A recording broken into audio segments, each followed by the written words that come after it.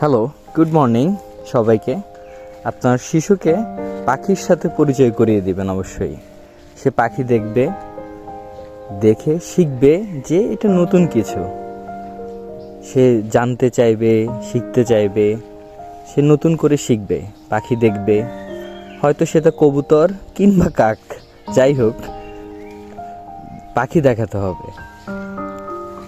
তো এই শিশুটি পাখি দেখছে, আর কবুতরগুলো নাইস, তারা আসলে বেশ কাছেই আসছে, উড়ে চলে যাচ্ছে না।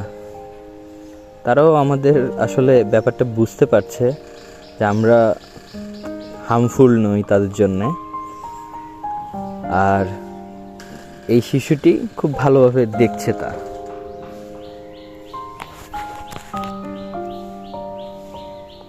মা, দেখতেছো ভালোভাবে?